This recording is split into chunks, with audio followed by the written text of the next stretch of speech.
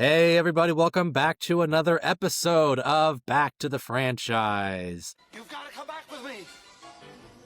Where? Back to the Franchise. Tanner thinks I use the word back too much in the intros. That was much better than last week. Okay, great.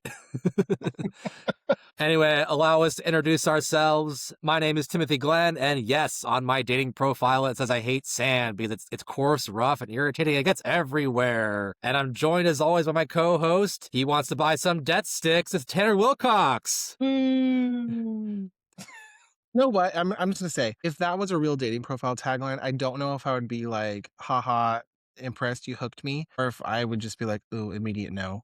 An Anakin quote, bad, we're out of here. But, I mean, I am anti-sand in general. It's the one thing Anakin and I agree on. So, I mean, that is one of my things I'm looking for, is someone who hates sand as much as I do. Yeah, okay. Yeah, I would call it a plus. Okay, cool. We are now pro Anakin stands. Anakin did nothing wrong. Hashtag. Nope, he's great. Awesome. Well, we'll say that for the next episode. But in the meantime, today, yes, this is our 5th episode of Back to the Franchise Star Wars Edition. We are covering episode 2 of Attack of the Clones, released on May 16th, 2002, directed by George Lucas, written by George Lucas and Jonathan Hales. Before we get into it, though, just want to let you guys know, spoiler alert, we're going to do spoilers for the whole episode. So if you haven't seen the movie, go watch it, come back, or don't. You know, we don't need your validation. Fine. I don't care. I'm not crying. All right. So, Tanner, we jumped into the prequel series last week with Phantom Menace. Now we're officially in the 21st century of Star Wars, finally. We talked a little bit about what the prequels meant to us in general, but let's get into Attack of the Clones. Tanner, I know you have some big feelings on this one, don't you? Oh, yeah, I do. And, you know, as someone who dies on the hill of prequel defense, I will not defend this one as strongly. I think it's, weakest of the 3, but you know what? We can get into that. I'll give it some pro points too. Did you see this in the theaters? Yeah. Yes, I did. You saw all of them in the theaters? The prequels, that is? Yeah. Okay. I don't remember if I did or not. I have no memory of this movie coming out, even though I would have been aware enough to do so. I don't remember going to the movies for it, but I think I must have because, I'm going to say yes.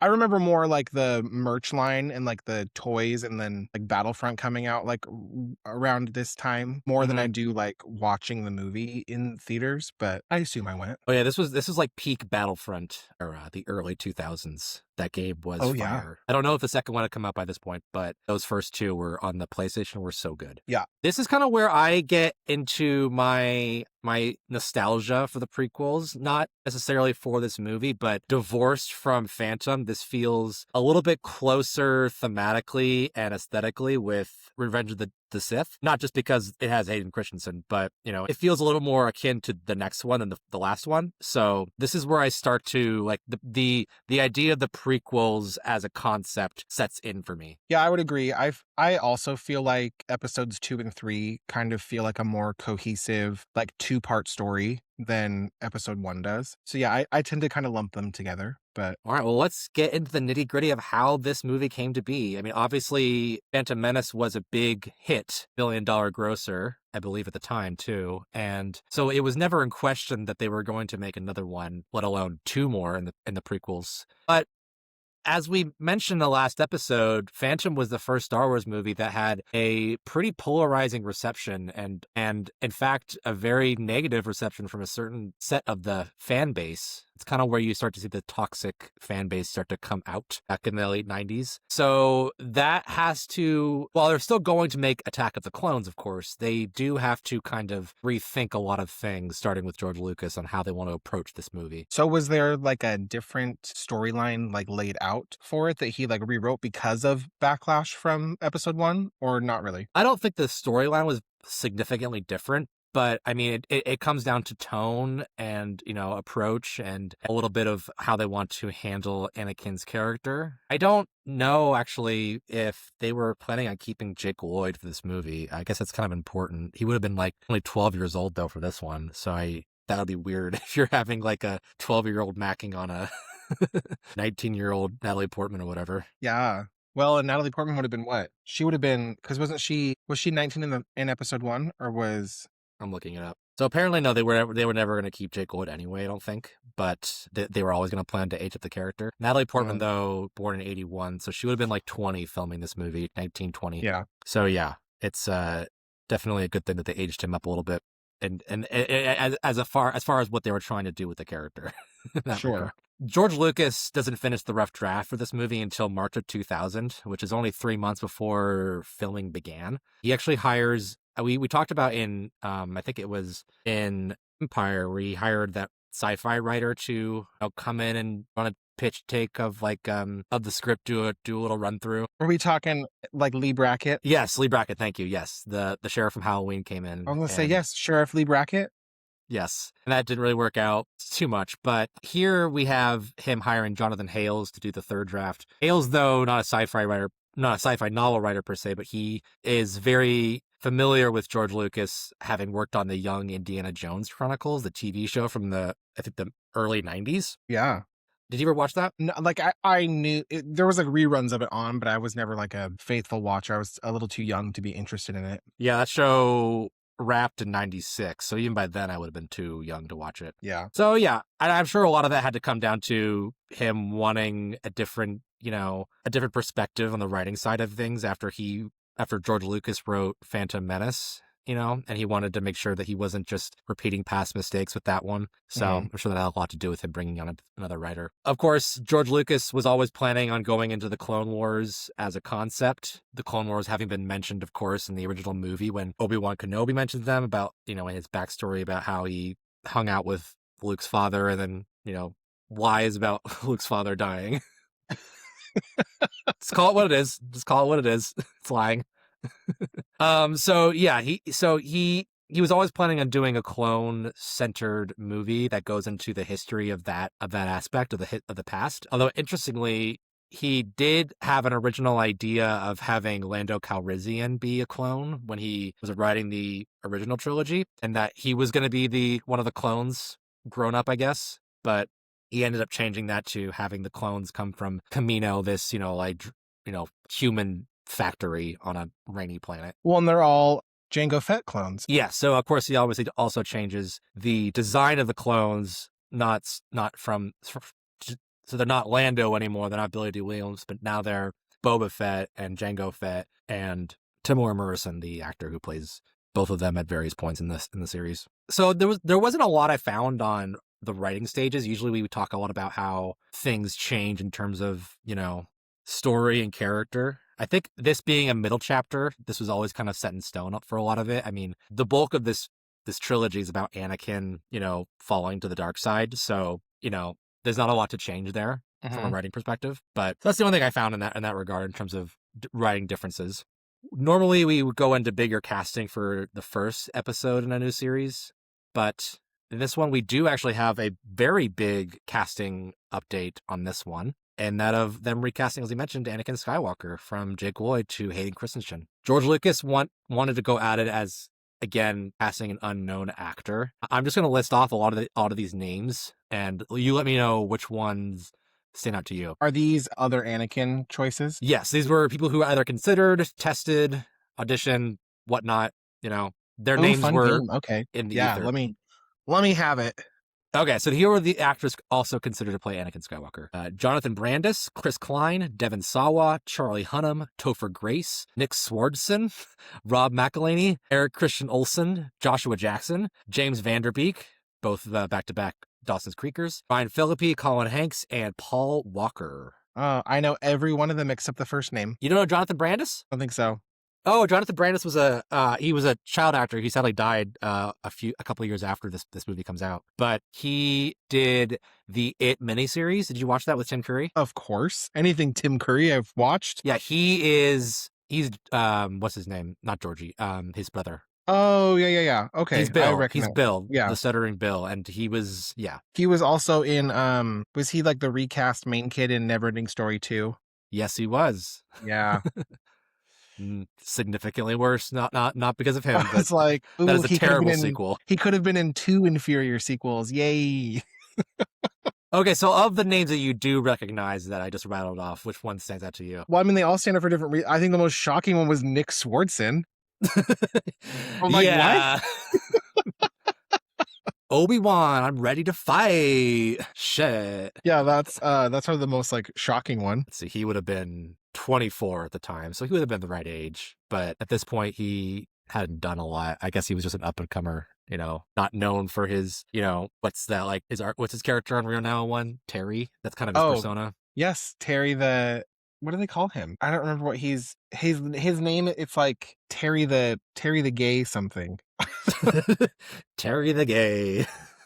Oh, he's so great in that because he's always on like Yes. roller skates. Yes. So this is before he's known for, that kind of persona that he uses in a lot of his movies and stand-up routines. Yeah, I don't know that I could see him in like a serious role. I've never seen him do anything like dramatic. Yeah. The other one I think is interesting is Topher Grace, just knowing that this is, him during that 70s show run where he's, he is a Star Wars super fan playing a Star Wars super fan. He gets into the casting room for Anakin Skywalker. I mean, that must have been like a wet dream for him. Well, and I just I has Topher Grace ever been likable in anything? No, he's not. I hate to say it. I don't dislike him, but No, he's like a good actor, but he is. But he's good. He's better when he's playing unlikable characters. Yes, because I think that Eric is probably the most unlikable character in that 70s show, or he's the most forgettable. And then, like, I don't know. He's just always kind of whiny. Yeah. Let's not forget that he did knock it out of the park with his Eddie Brock.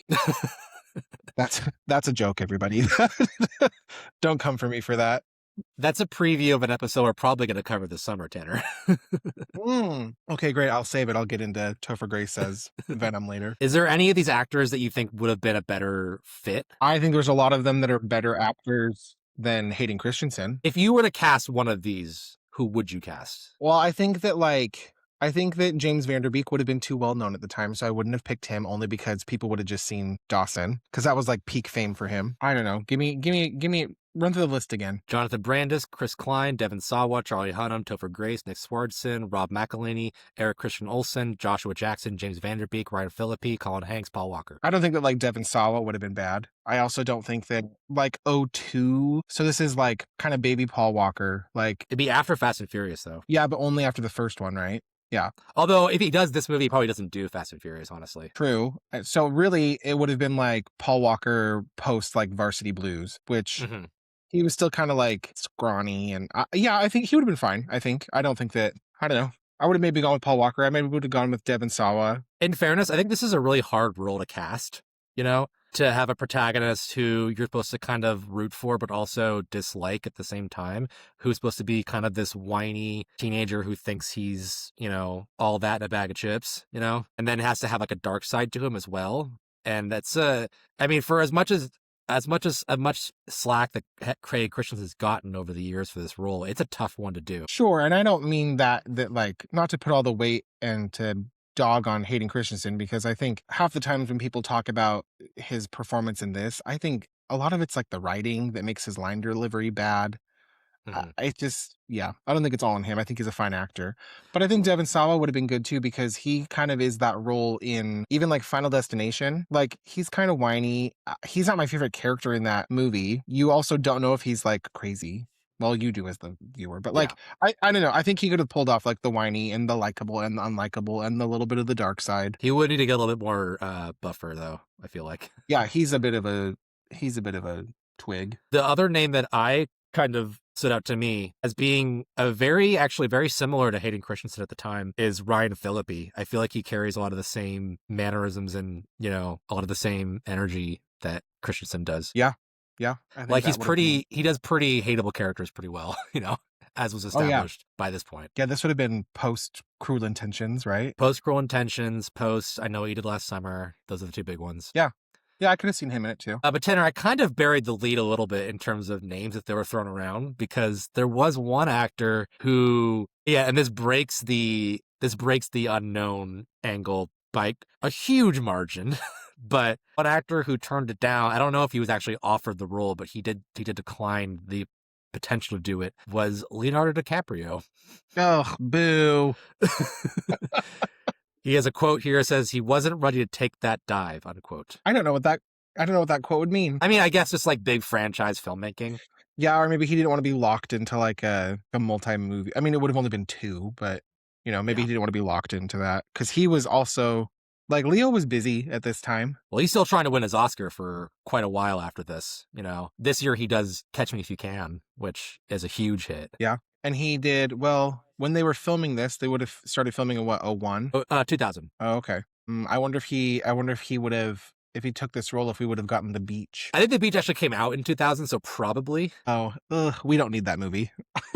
I have not seen it. It's uncomfortable. Anyway, before we move on from Hayden Christensen, I will say I did like this one last little bit of trivia that I found from him on set of making this movie is that he had to be told by George Lucas while filming not to make lightsaber noises with his mouth. Stop. That's a very me thing. You're just like in rehearsals, you're with Christopher Lee on set, Ian McGregor's there, and you got this fake lightsaber, he just goes And especially, what an embarrassing note, because if you are, like, he has a fight scene with Christopher Lee, and I'm like, you have like a classically well-respected theatrical genius, of Christopher Lee, and you're the guy that's like the newcomer making noises. And he'd be like, I can't do this. I don't know if that was specifically the scene. Yeah, but that's like the only. Well, no, he has. Anakin actually uses his lightsaber quite a bit in this one, but I'm like, that's his only like one-on-one fight in this. Yeah, he's only 19 at this point too. Hayden Christensen is, so he's probably very psyched to be playing a Jedi for sure. Okay, so to get past that, the rest of the main cast, we have Ewan McGregor coming back as Obi-Wan Kenobi. We also have Natalie Portman as Padme Amidala. Supporting cast, we got Ian McDiarmid back as Palpatine, aka Darth Sidious. We also have Samuel L. Jackson as Mace Windu, who in this movie actually gets to do something. Yay! Quite a bit, actually. So much so that he got to pick out his lightsaber color on this movie. Did they let Samuel L. Jackson pick his own? Yeah. Well, he actually requested to have a different color. And George Lucas at first was like, well, Jedi have either blue or green. That's just what we do. And he's like, yeah, but I want purple.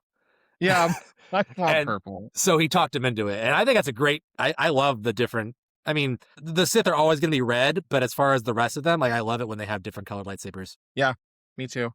More variety, more character. And I mean, and we talked a little bit in the last episode how Samuel L. Jackson was a little bit underused in the last movie. And at least in terms of, what he brings to any part, his brash bravado, his idiosyncrasies, like giving him a purple lightsaber, I think is a great addition to satisfy fans of his, Sure, yeah. We also have Anthony Daniels coming back as C-3PO again, of course, as always. Although he has the silver suit in this one. But funnily enough, it is the same suit that was used in the original trilogy, and they just aged it and reused it. Really? Yeah, to make it look a little bit more, I guess, prototypical before, Anakin takes him back and stuff. I wonder if did Anthony Daniels keep that suit for all those years, or was it like warehouse property? It was probably warehouse property. It's probably owned by Lucasfilm. Huh. And as his droid buddy, you got Kenny Baker as R2-D2. We also get Frank Oz coming back to play Yoda, although this is the first time where he is entirely CGI, no matter what version you're watching. Really? Can I go on a Frank Oz tangent really quick? Oh, please. It's not really so much about Frank Oz, as I was reading last night a fun quip that when Nicole Kidman signed on to do the 2004 Stepford Wives remake, that movie was directed by Frank Oz. Yes. And Nicole Kidman only agreed to take that role because she's such a fan of Miss Piggy, who we've talked about before on here. Yes. That she thought, well, I'll probably never get the chance to be in a movie with Miss Piggy, but Frank Oz voices and is the principal puppeteer for Miss Piggy, so I'm going to take this role in Stepford Wives. Oh, jeez. Just to be near Miss Piggy through Frank Oz. So that's why Nicole Kidman signed on to do Stepford Wives. Oh, I feel bad for her. That movie's awful. We watched that together, actually. We did. Yes. Yeah. Anyway, that's just a fun side note. Well, side note, that's one of the last movies he actually does. After that, he only does Death at a Funeral after that as a director. Oh. Although, never say never. He's still going. Yeah.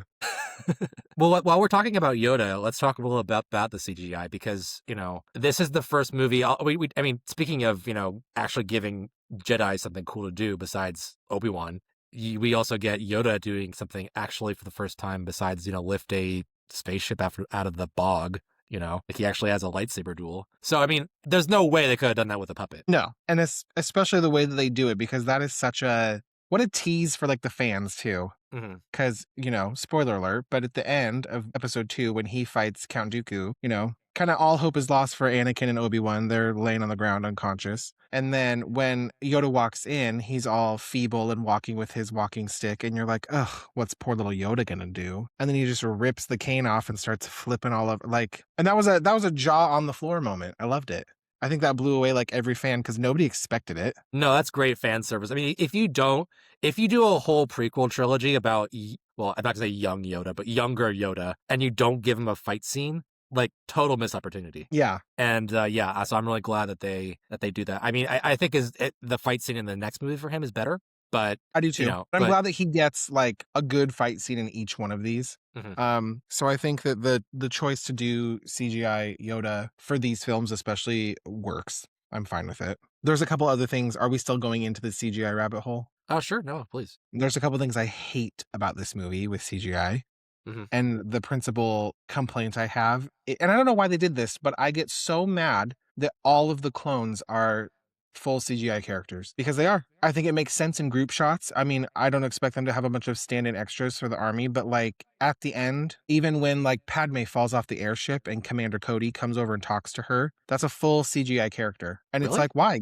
You guys couldn't have one. Like for the one-on-one scenes, why not have an actor in a suit? Because at least in my Blu-ray copy, Tim, it's full CGI. And I'm like, oh, this looks awful. Oh, I actually I didn't find this information. I mean, yeah, it doesn't look great. I mean, especially that like final shot of them like, lined up, ready to go to war. But that would have been that's my only complaint though. I think that when it's just Commander Cody or just a singular clone trooper like talking to another principal character, why couldn't you have just made one suit and had an actor in there? If you want to dub him over with the voice, fine. But for him to be a full CGI character, it drives me nuts. Well, the last time they had those people wearing those costumes, people were bonking their heads all over the place so they couldn't see.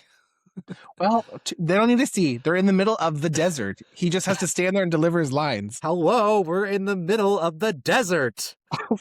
Darling, we ain't got no sand here. Sorry, everybody. That's a rat race reference that we have to mention every time we mention a desert. I'm sorry. Yeah, if anybody listening hasn't watched 2001's Rat Race, please go do it. It's such an underrated gem. It's something. It's amazing. Okay, getting back to the cast, though. So yes, we've got Temuera Morrison. I am not sure if I'm pronouncing that right.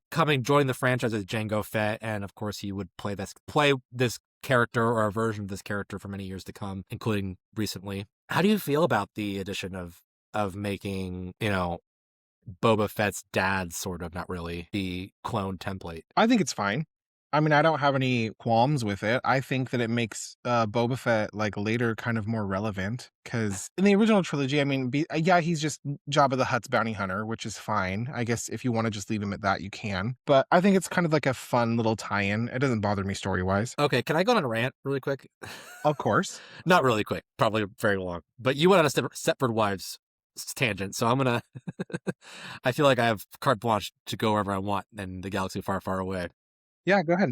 Okay, so Boba Fett is one of the most mishandled characters in all of science fiction fandom and all of franchise fandom in general. And I probably should have gotten into this with Return of the Jedi where he dies, but I feel like his return in the new stuff, like lately in the Disney Plus era, completely undermines everything that came before, Like, I feel like he was made to be a cool character with a cool look, and then he dies like a little bitch to Han as like a joke, and then no one can get over that because they're like, oh, he's so cool, and George Lucas is like, yeah, that's the joke, is that he's so cool, and then he dies like a little bitch. But over the years, we keep like mythologizing this character, this just bounty hunter with a green stormtrooper outfit. That's all it is. And we make them bring him back. And we already had a version of Boba Fett that was good. It was called Din Djarin, the Mandalorian. Like, that was your Boba Fett. That was your thing. But no, that wasn't good enough. So you have to keep going back to Boba Fett and resurrecting him and retconning that he dies in the Sarlacc pit, which, of course, again, like,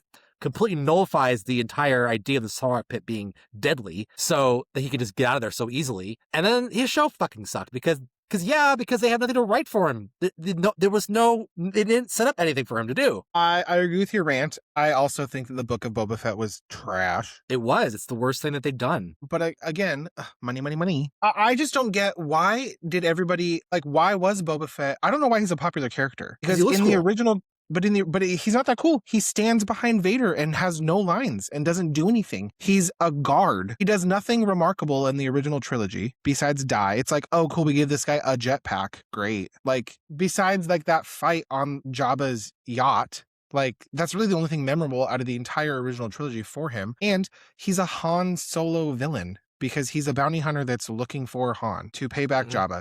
So for him to die at the hands of Han makes sense. I don't even know that I would say he dies like a little bitch. He just dies. Like, what else are you going to do? They're in the middle of the sand. Throw him into the Sarlacc pit, be done. I just don't know why there's been this huge fandom of like people that are just like diehard Boba Fett fans when he's not on screen for very long. He doesn't do anything remarkable. And yeah, like his outfit's cool, I guess. But to me, it doesn't. To me, that character doesn't warrant the praise that he gets.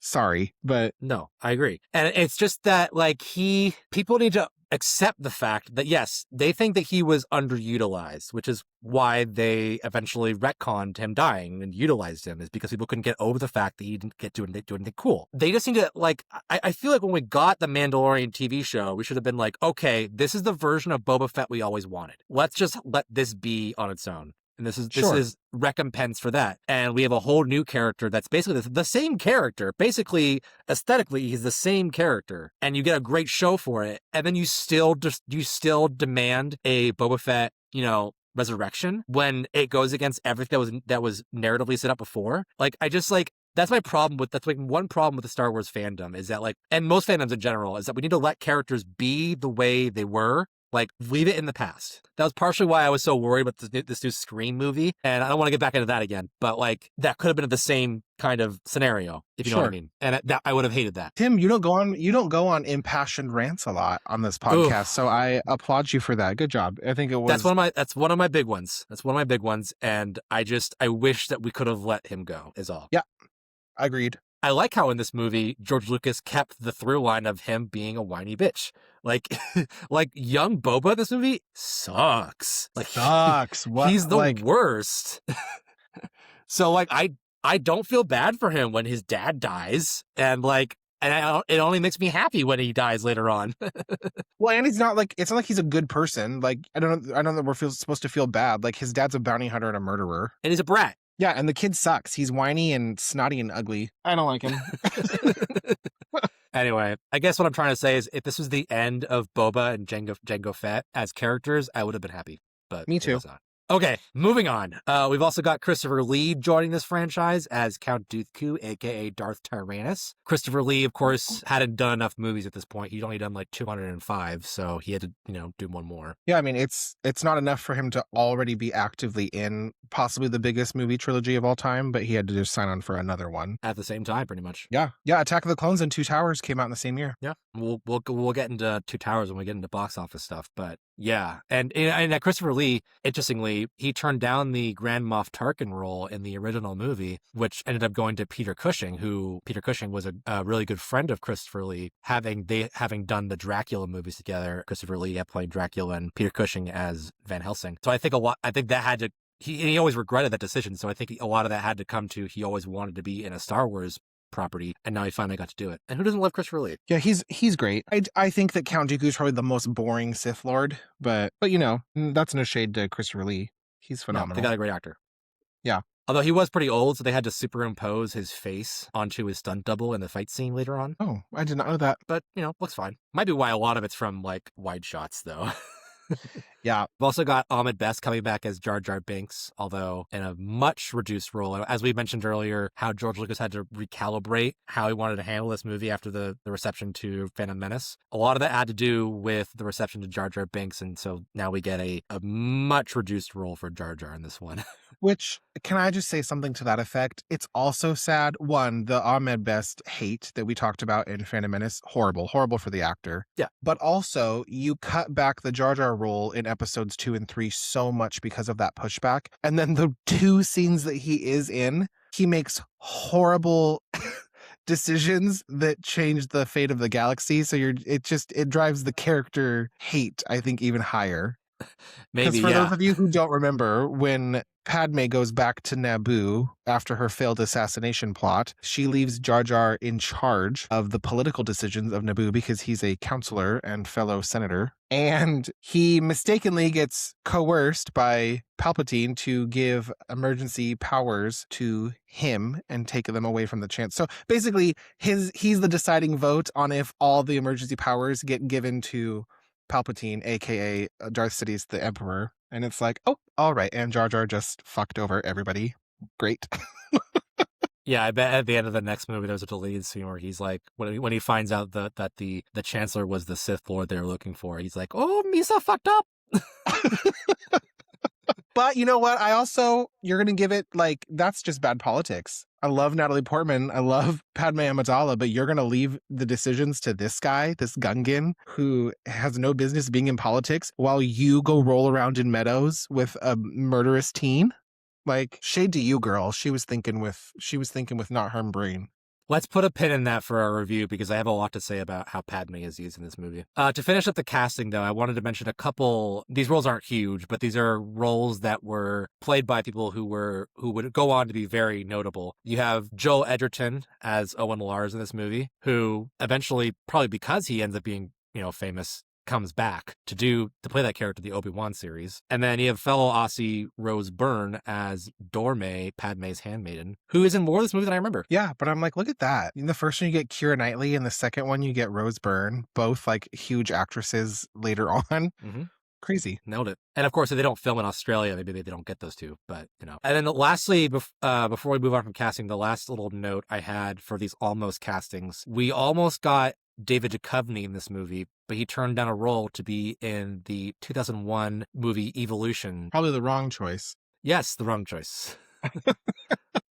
And if I'm not mistaken, oh no, never mind. I was going to say the role was removed from the movie, but that's the next guy. The next guy I have is Ray Winstone, who auditioned to play Padme's father, but he showed up drunk to the audition. What? Yeah. And then the role just got cut from then on after. God. Well, you know what? And then he went on to play Beowulf, a completely CGI'd character. So good for him. All right, let's get into filming. So this movie shoots from June of 2000 to September of 2000. The working title, we didn't mention all working titles for the previous movies, but this one's funny. The working title for this movie is Jar Jar's Big Adventure. Oh, God. And that was kind of like a troll to fans because, obviously they reduced Jar Jar's role significantly from the last movie, but it was a troll to the people who hated him. And it's like, oh, look out. This movie is called Jar Jar's Big Adventure. All fans just like, all no. about Jar Jar. So I like that little bit of humor there. Yeah, I kind of love that. This movie was mostly filmed on Fox Studios Australia and Sydney for all the interior stuff. They actually reused a lot of the stages that Ewan McGregor had just done for Moulin Rouge. Really? Yeah. Significantly less singing, though, in this movie, unfortunately. Are you clipping your nails? No. Oh, can you hear me? Yeah. No, I'm playing with this very fancy letter opener. Oh. Don't hurt yourself. The blade twists off of it and on, so I'm just twisting it off and on. When you wave it around, do you go... No, but you could, because look. So the blade taken off, that almost looks like this looks like it would be like a Final Fantasy sword. Mm-hmm. Anyway, cut that out, please. Listeners, use your imagination. Imagination. As far as exterior scenes, they go back to Tunisia to film all the Tatooine sequences. That's why it looks so similar. Has anybody ever been to Tunisia that wasn't a filmmaker on a Star Wars movie? My God. No, in fact, the country didn't exist before the Star Wars was... Sarcasm, just kidding. Anyway, they also go film in Neville, Spain at the Plaza de España for Padme and Anakin's arrival in Naboo. Very pretty Naboo shooting locations. They get the best places to film, in this movie, because they just get to go on vacation for half of the shoot. Oh, for sure. Lake Como? Shut up. Mm-hmm. Yep. Lake Como in Italy, where the villa is. Villa de Balbianello. Balbianello. Get it, the accent. That's where they shot the hiding and the wedding sequences, and where we get the famous sand monologue, of course. Ugh. But yeah, that'd be wonderful. It's like, oh yeah, we had to go to Tunisia for a little bit, but now we're in Lake Como, and we just get to eat pears and look at the water. Eat pears and stay in palaces. Great. Yeah. They do come back for reshoots of this movie in March of 2001, so just about a year before the movie comes out. In fact, they filmed an entirely new sequence for these reshoots, which was the Droid Factory escapades. Really? Yeah, Lucas felt like the pacing was a little bit off at this point in the movie. They needed something to do. So that's why they go through their tumble on the little conveyor belts. I would agree with that because the movie does kind of slow down quite a bit until that part.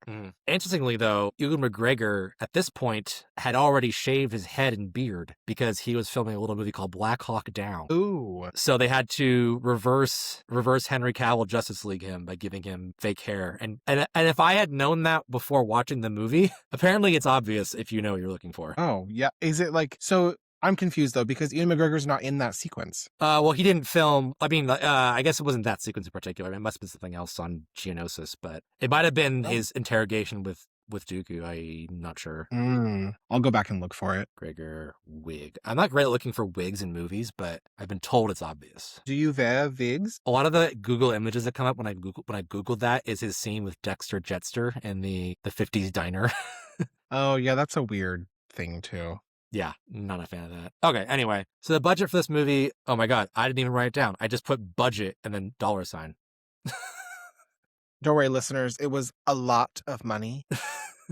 The budget was $115 million, which in today's money, this is the part where Tim does math, would be $208 million. Dang. Yep, it's been big. All right, now to get into post-production stuff, although I don't have a lot here. The movie has 2,000 visual effects shots, which is significantly up from the original trilogy. And then John Williams, of course, comes back to do the score, as is ordained by God.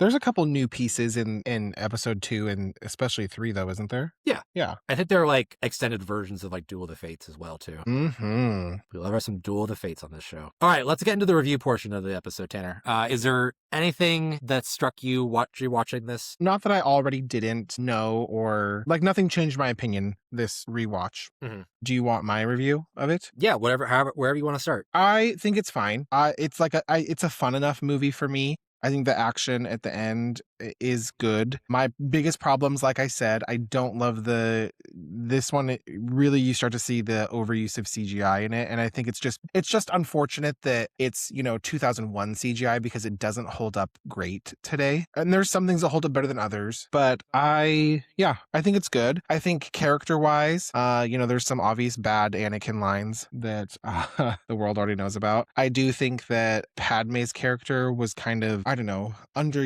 her plot purpose kind of bothers me in this one.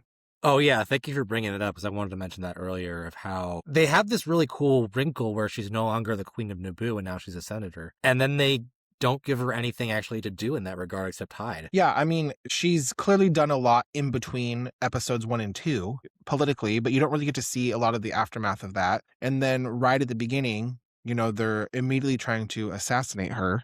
So she's not really achieving anything in the Senate, and then she has Jar Jar Binks as the villain, which we already know how that goes. So yeah, it's like she's got very high stakes for her character and for what's happening in the storyline around her. But then they just kind of make her story arc the love story with her and Anakin, and which is fine. Like that love story is necessary, but it just kind of bothers me because I feel like in especially episode 2, she's the least likable for me. Like, I love her in Phantom Menace. I love her in Revenge of the Sith. But I find myself a little annoyed with her in episode 2. Well, they really strip her character down, like you said, to just be the, love interest character. Like, she gets really no agency whatsoever in this movie. No, and she's always been like a very strong, like, voice of reason character, I think. She's a very logical person. She's a very smart character. And then this one, I'm like, you're kind of dumb. I know it's supposed to be like an emotional choice. Like she knows that this kind of forbidden romance with Anakin is not what she should be focusing on right now. It's not helping like the war effort. It's not helping her politically. It's also bad for Anakin because he could get in trouble and he could be, excommunicated from the Jedi Order. So there's like stakes to it, but I feel like you don't really feel the weight of that decision. I don't know, but it's fine. I think she's great in the end. I think it's, I love that obvious bit of movie making sexism where when she gets attacked by the leopard beast that claws her back and somehow perfectly rips her shirt all the way around the front to where it's like, oh, look at Natalie Portman's midriff. So they obviously were like, we have to make her sexier. She's the only girl. What are we going to do? George Lucas is like, hey, costume designers, I think you did a great job, but I can't help but think of Slave Leia right now. Can we get more skin?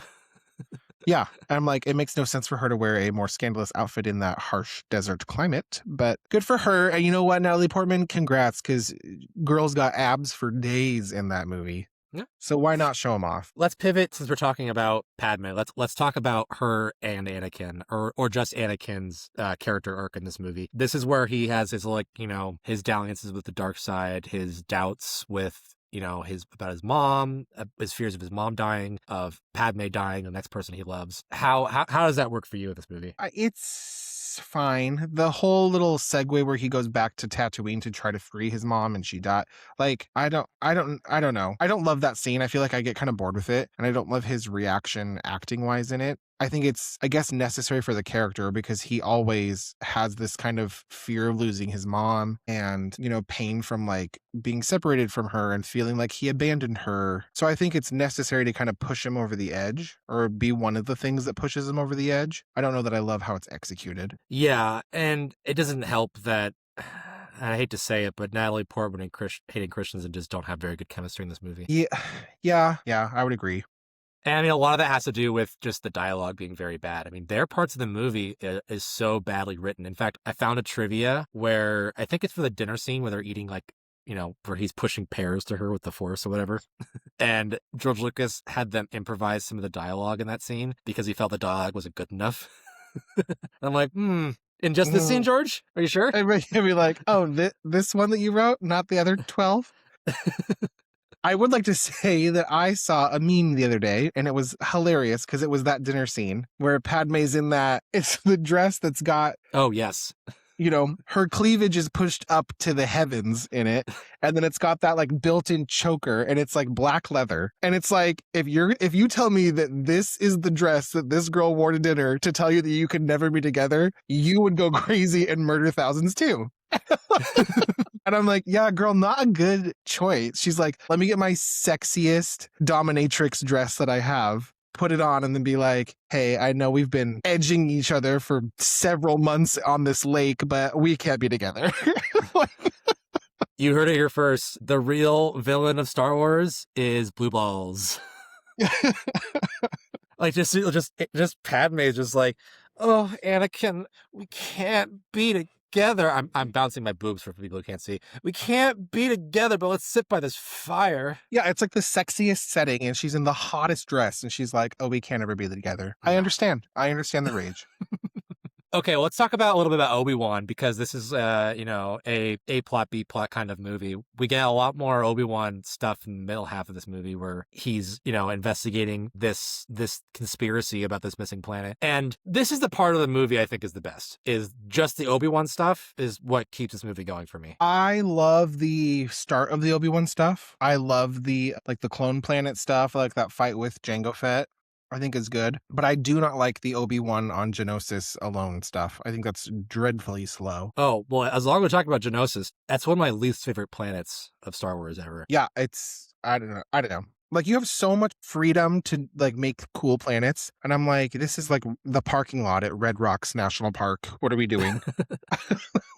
Yeah, it's like, how can we take Tatooine and make it even worse? Yeah. But anyway, I mean, to speak, though, on the Obi-Wan segment of the movie, like, I think this movie is at its best when it's a political thriller mystery, where he's investigating this conspiracy that goes all the way up to the top, supposedly. Like, it kind of becomes like a 70s thriller in that regard. And I like his investigation. I think Ewan McGregor plays those scenes the best out of anybody in the movie. He's probably the best actor in the whole prequels. So so that's the part of the movie that I like, is when he's investigating and, trying to suss out what's going on. Where it leads to, not great, but, the mystery is there. And I think that's one of the things I wish Star Wars did more of, is like the mystery aspect. Sure. Did you ever watch what was the show called from a couple of years ago? The Acolyte? No, I did not. It was not great, but I remember they teased it as being, because it's set like 100 years before the prequels, and they teased the plot as being like this like mystery political thriller kind of thing about how like the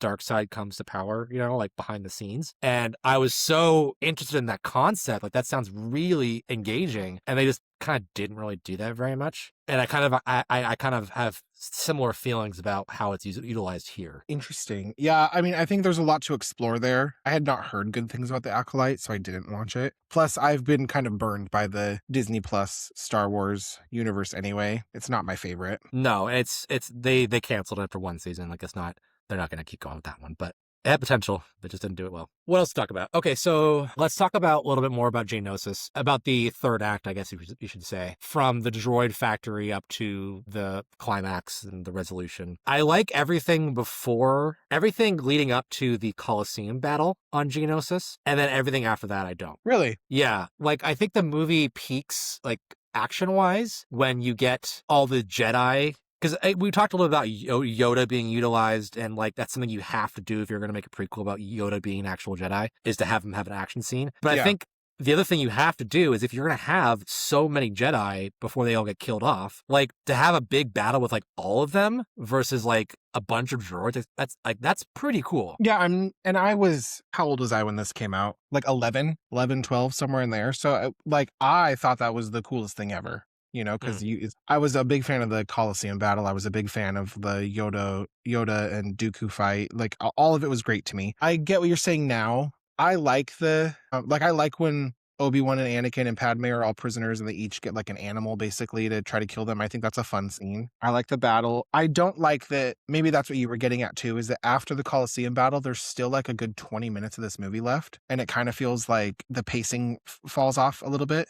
Yeah. Does all that hold up now? Does all that fighting hold up? Does all the CGI hold up? No. But I still think they're fun scenes. And I think they were fun for, my age group or the intended audience of it. So let's get, as we will talk about the Dooku fight scene, this is one I never really liked. I mean, I like Christopher Lee in this movie. I think he's a good presence, but his 2-on-1 battle with Obi-Wan and Anakin, and then his battle with Yoda. I mean, it's cool seeing Yoda doing flips and shit, to quote, "I'm on a boat," but like, I guess the reason I never really liked that sequence is, I don't know, maybe I can't really describe it. I mean, like, it's weird that, like, we're mythologizing Anakin as, like, this wonderkind of Jedi. Like, he's, like, the most skilled Jedi ever, or, Padawan. But he's just, foolhardy. But you never really ever see him, kicking ass. And, like, you never really see how dangerous he is, aside from his anger, like, in terms of his skill. And so in this movie, when he finally has a lightsaber duel, and he immediately gets, like, handed to him because he doesn't really strategize, like, I think there's a missed opportunity there to show, like, why we should actually be afraid of this guy. Yeah, I would agree with that, too. I don't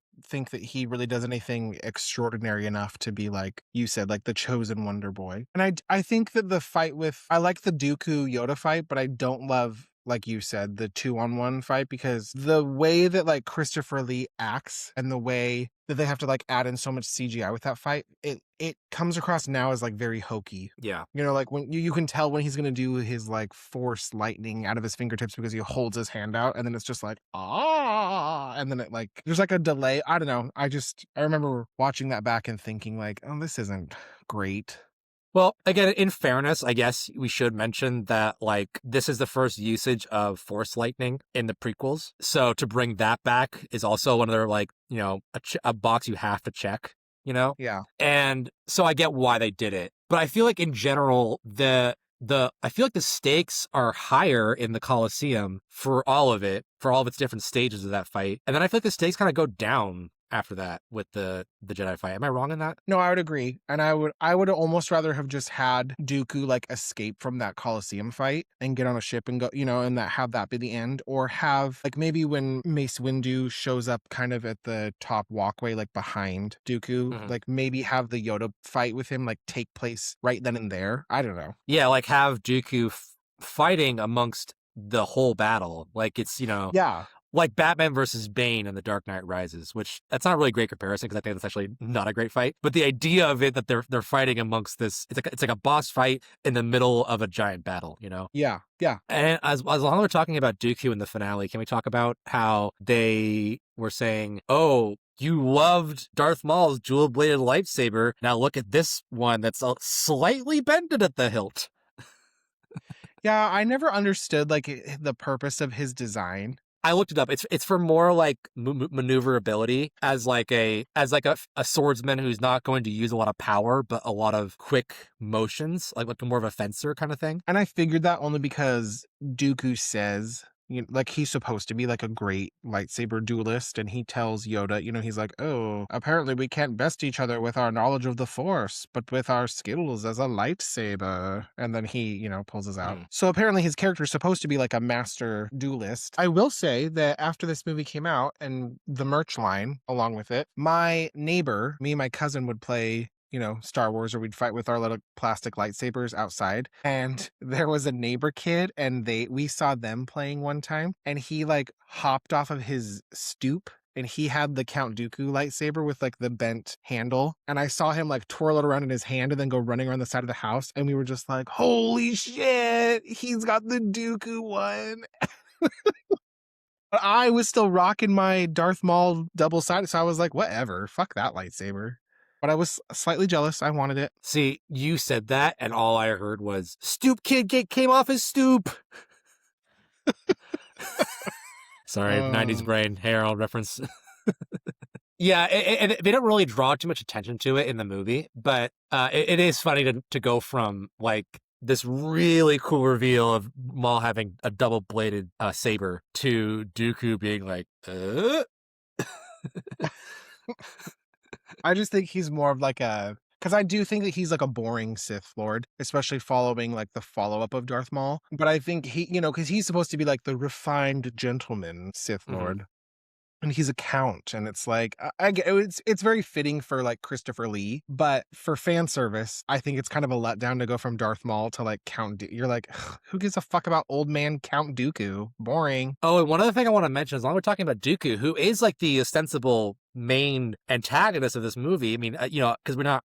I mean, obviously Palpatine is the one pulling the strings, but he's not really directly involved in the action. So Dooku is pretty much the villain of this movie, but he doesn't actually show up for like an hour and like 20 minutes. Yeah. And I get a lot of that ties into this like conspiracy, and you have to find out who's behind all this. But it does feel weird to have this, you know, this climactic battle with this main antagonist who's more skilled with a blade than any of them. But we just met him like less than an hour ago, you know? Yeah, and I think it's weird because they bring him up. I mean, they talk about how like the separatist movement is growing, and there's all these planets that want to leave the Galactic Republic, and this, like, you know, like the separatists are led by Count Dooku. Like they say his name a couple times before, but yeah, to not give us like anything, or I don't know, I would have liked maybe a scene early on where where they go to like wherever Count Dooku's from, and he's having like a meeting with the separatists, or if they I don't know, I would have liked something to be like, who is this person? Yeah, built up a little bit more. Yeah. The last thing I wanted to mention before we move on,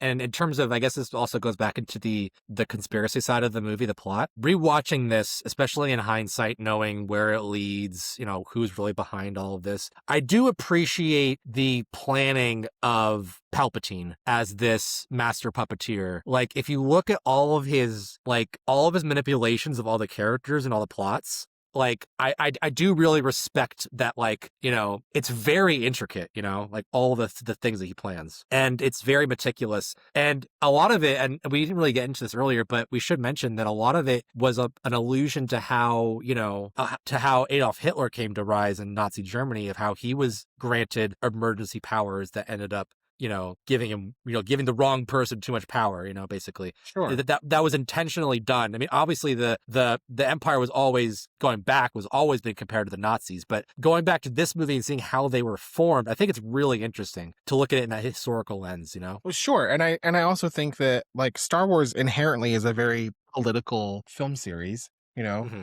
Half of the movie really is kind of like a political thriller. And people are kind of like, oh, whatever, it's sci-fi or it's fantasy or whatever, but there's quite a bit of like politics in it, and I think that that's always fun and interesting. If done right, yeah. Yeah. And I think that they do it better than in the last movie. With the last movie, a lot of the politics scenes are just kind of boring speeches about trade. Whereas in this one, knowing who's really behind it, it's all about like power and manipulation. It's a lot more interesting this time. Yeah. Okay, let's move on. So, Tanner, we're back in 2002 again. This movie's just come out. Although, actually, let's get a little bit into the marketing first. I guess we're not in 2002 just yet, because the first teaser for this movie came out in 2001 with Monsters Incorporated, which I saw in theaters. I don't remember the trailer, though. I did not watch Monsters, Inc. in theaters. I remember it. Oh. I remember the first time I did watch it because my grandma bought the VHS, and I was like, oh, I haven't seen this yet.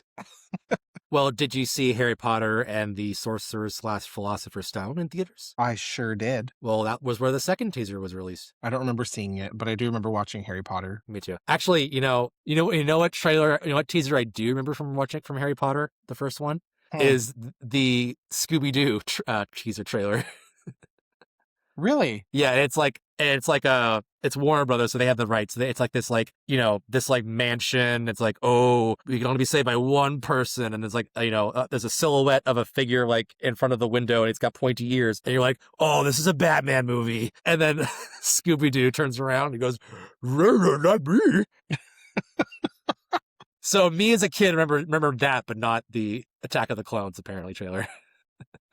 That's funny. I'm wearing my Spooky Island amusement park shirt right now. Oh, nice. Yeah. Dead Mike's. Very appropriate. Love. Would not go to in real life, though. Spooky Island? Yeah, no. Unless you're like a college kid, but for everybody else, it must be terrible. Oh, yeah. Anyway, so again, for this one, fans, although those are obviously Monsters, Inc. and Harry Potter big hits anyway, but again, we get, like in the last one, fans going to theaters just to see those trailers again, like we covered the last time with Phantom Menace and Meet Joe Black. The first trailer for this movie, though, comes out in March of 2002 with Ice Age, so another kid movie. Oh, this time around, they do a little bit less promotions than the Phantom Menace, although they do have General Mills and Frito-Lay. Weird. Not sure if I'm going to keep that, but thought worth mentioning. We talked a little about promotions last time, so I figured, I don't know. This one was released in IMAX as well, though it was not filmed in IMAX. It was converted to IMAX after the fact. I wonder how well that worked. Yeah, I can definitely think of some instances where that did not work. So last time we talked about Phantom Menace being a smash hit. Obviously, this time around, they knew that they were going to have a little bit more of a different approach to it. And it's like what they say with movies, like you don't really feel the effects of a divisive movie until the next one comes out. Because usually the box office for the sequel is either it's higher if the last one was received well, or it's lower if the last one was received poorly. And this one definitely bears the latter fruit in that. Attack of the Clones sees a significantly big drop-off from Phantom Menace. Still a good moneymaker, but definitely not the, money printer that the last one was. Makes sense. It opening day, it had $30.1 million, which today would be $54.7 million. So it definitely came out the gate strong, but I guess a lot of that had to do with, repeat business was also not very strong in this movie later on. It beat the Thursday record for Independence Day, and it held that record until The Matrix Reloaded the next year. Opening weekend, this movie makes $80 million, which today is $145 million. Just to put in perspective, the top 10 of that week, we had also in the top 10 Spider-Man in its third week, About a Boy in its first, The Scorpion King in its fifth, The Rookie in its eighth, the Dennis Quaid baseball movie that I have nostalgia for, and My Big Fat Greek Wedding in its fifth week. What dethroned this movie in the box office? Do you know? Oh, Tanner, you just queued me up perfectly, because the next thing I was going to say is it was a number one for 3 weekends until The Sum of All Fears came out, the Jack Ryan, Ben Affleck movie. Oh. So not a huge run at the box office for this one, a little bit more of a crowded summer, but yeah. Domestically, this movie makes $310 million in the United States, which today is $564 million. So, and the last few episodes, we talked about how some of these movies, adjusted for inflation, are making $1 billion today. So to make half of that is a pretty steep drop off. Worldwide, it only makes $649 million, again, which today is $1.2 billion. So it's only just barely $1 billion earner today. It's the first Star Wars film not to be the number one movie of the year domestically or worldwide. Yeah. Oh, what a crown to lose. It wouldn't be the last, of course. It would be joined eventually by other company, but it's the first 4 Star Wars movies were the number one worldwide and domestically the years they came out. This one not. Tanner, can you guess what the highest grossing movies were? In the same year? Yeah, so domestically, what was ahead of Two Towers? Oh, I'm gonna say probably. Fuck, I fucked it up. I said the answer. Take it again. That's what do you think was outgrossed it domestically, Tanner? I'm going to take a wild swing and say Lord of the Rings probably did. Oh, yes, you're right. No, Tim, had you not spoiled that, I still think I would have known the answer. Okay, do you know the next one? The next highest grosser in 2002? Yeah. Domestically. No. We've mentioned it. Yes, the number one movie of 2002. Well, actually, not the number one movie. But ahead of Attack of the Clones is also Spider-Man domestically, the first one. Like the first Tobey Maguire one? Yeah. Wasn't that 2001? No, it was 2. Okay. It came out 2 weeks before this one did. And then worldwide, it was also outgrossed by another movie. Can you guess what it was? No. Also a number 2 entry in a big franchise. Is it animated? No. Tanner, if you of all people should know the answer to this question. It's one of your favorites. It's also fantasy. Harry Potter? Yes. Oh. Chamber of Secrets outgrossed it worldwide as well. Oh, yeah. Worldwide, it went Two Towers, Chamber of Secrets, Spider-Man, Attack of the Clones. What a good movie year. Yeah. Don't like that. Well, then, okay, the list I'm looking at, the next 2 are Men in Black 2 and Die Another Day, so... well, yeah, but...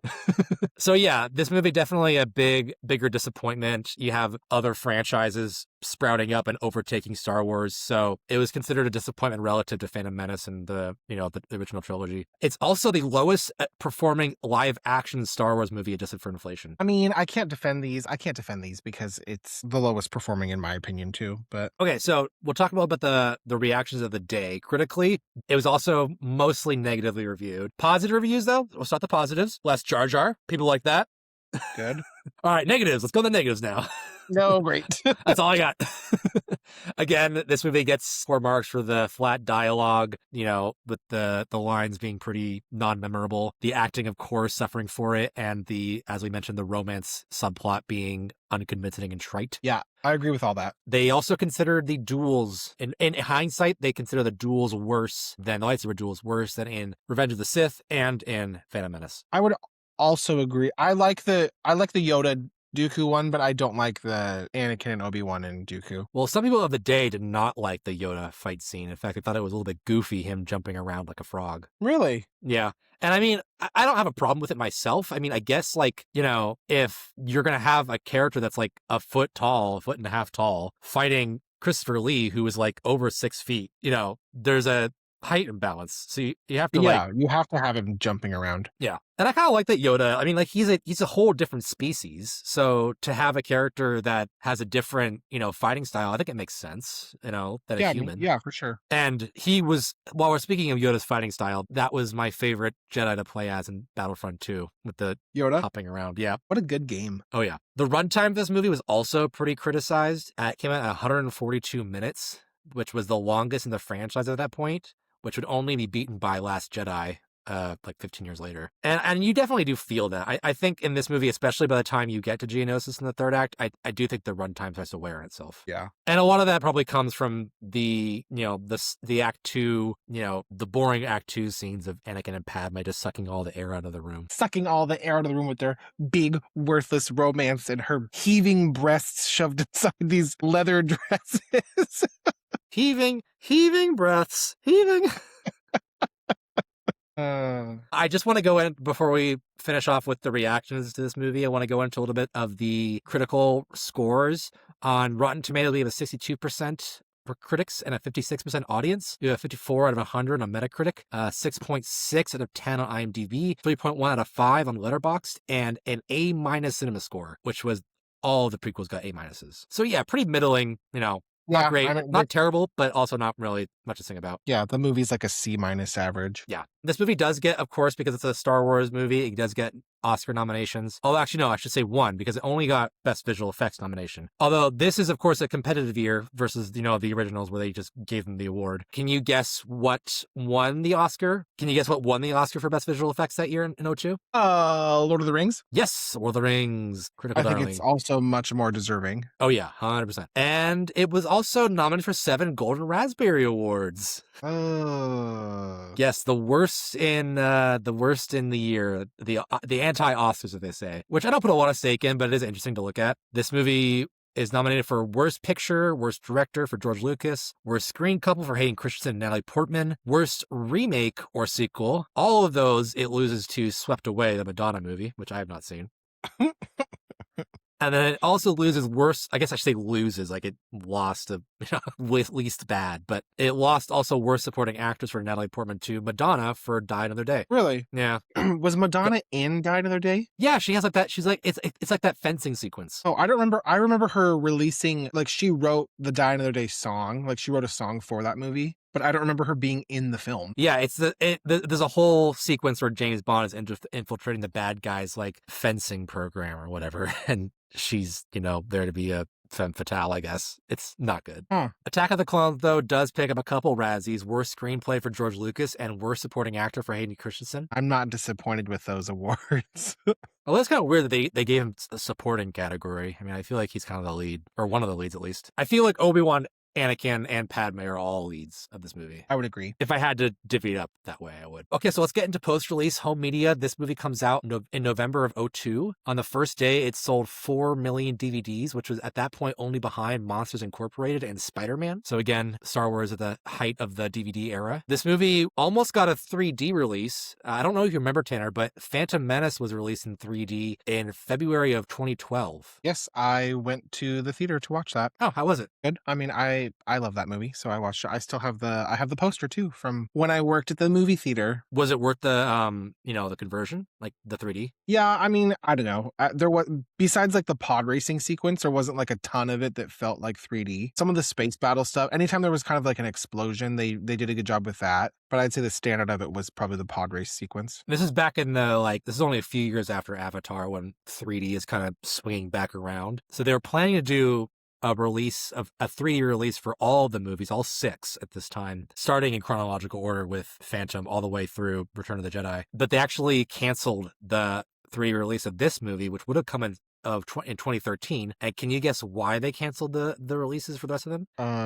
Do you know what happened in 2012 for Star Wars? They announced the next trilogy. Well, not just that. They got bought. Ugh, Disney. Yes. So Phantom Menace was released in theaters on 3D by Lucasfilm and Fox. And then later on that year, Disney acquires Lucasfilm, and they basically cancel the rest of the 3D releases for the rest of the movies because they say, well, we want to focus on the new ones. So you're not going to get the rest. Crash. I didn't see the Phantom Menace 3D in theaters, although I do have a very specific memory. I was working in a movie theater in California at the time, and we had this like standout of Darth Maul, like full-bodied, life-size cardboard cutout. And for some reason, they put him in the hallway that when we're going to clock in, we had to go up these stairs and then clock in the hallway. And they put him like in that stairwell, and he was just kind of like hanging on this like little ledge. But you only ever saw him when you went up half of the stairways before it turned around. So when you turned around halfway up the stairs, all of a sudden there's Darth Maul going right at you. And it scared the shit out of me every time. Ugh, yeah, no. That's a scary figure to have in a dark stairwell. Yeah. Anyway, so yeah, legacy-wise, this movie got worse. I feel like this movie at the time was regarded as better than Phantom Menace. Now, I don't think that's the case. I think nowadays, there's not many people who want to defend this movie. Yeah, I mean, it's fun. I definitely like it less than Phantom, but... I don't, but again, I don't like it enough that I really care to, it's not that good. And I think nowadays, if you look up any, list of best Star Wars ranked or whatever, this is probably the last one as far as live action is concerned. The last one what? Oh, last place. Last place, yeah. Yeah.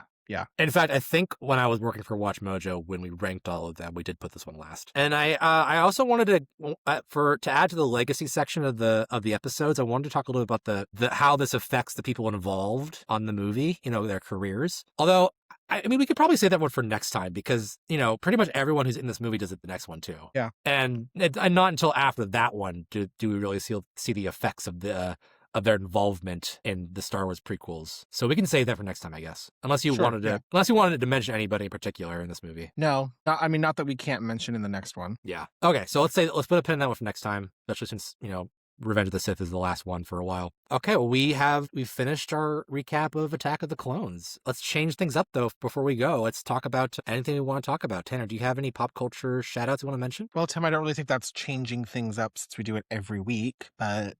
I mean, from the rest of the episode.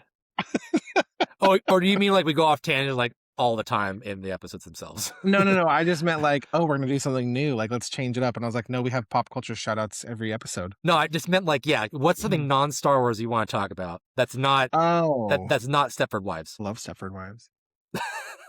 I don't think I have anything. I haven't watched anything new in theaters since our last episode. Okay. Yeah, I've been trying to catch up a lot on my TV shows.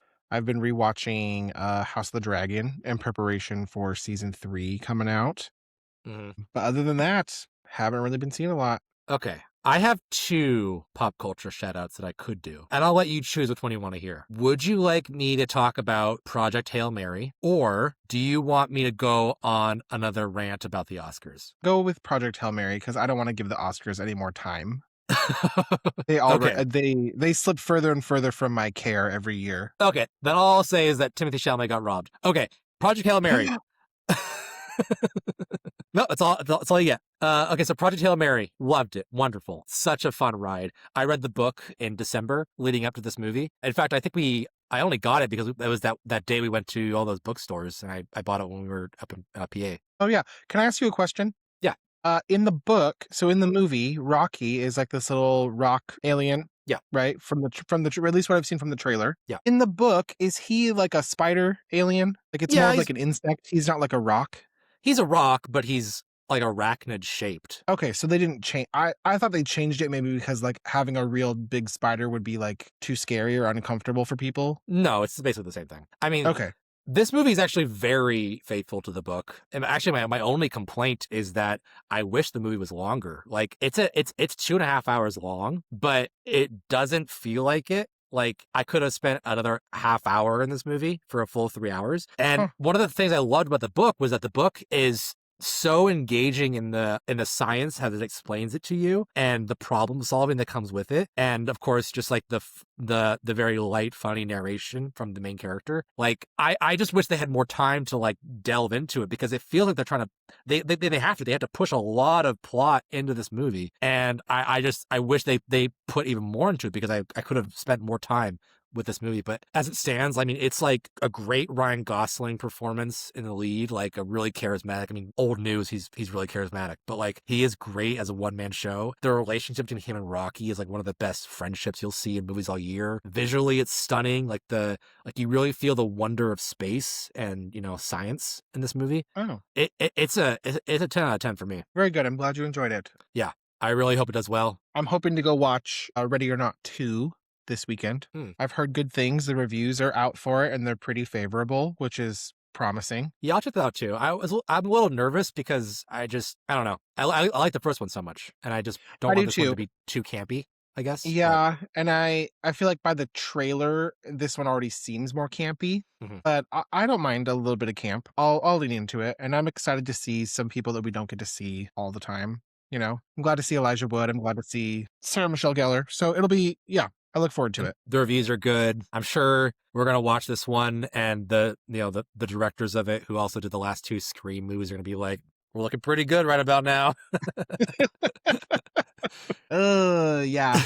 Anyway, okay, so yes, thank you. That is our show. Next week, join us again for the concluding chapter in the prequel trilogy, Star Wars Episode 3: Revenge of the Sith, which I am very much looking forward to. Yeah, that's a top one for me. Yeah, that's where I think that these movies get as good as they'll ever get, I guess is what I say. But yeah, so until then, thank you so much for watching. Thank you so much for listening. Well, I should say watching, just listening at this point. Please, if you haven't already, please rate, review, subscribe to wherever you're listening to us on. We're pretty much everywhere. I did finally figure out the Apple Podcast thing, so we now are on the app for Apple Podcasts as well. So please, it helps the show grow. And also, if you're listening to the podcast at this point right now, it's probably because you know us. So please help us. Yes. Spread the word. And also send us questions, you guys. I want to answer some. Oh, yes. Please send us questions. We would love to hear from you guys. We want to get engaged with you more. So yeah, we have an email address for that, questions@backtothefranchise.com. Or, you know, if email's too old fashioned, you know, we can find comments, I guess, too. in various places. So whatever. Yeah. You can also find me on social media. I'm pretty active on Letterboxd. My handle is TGMacman, TGMACMAN. And Tanner, where can they find you? I am on Instagram, Tanwill10. You guys can get in touch with me there if you so choose. But yeah, that's going to do it.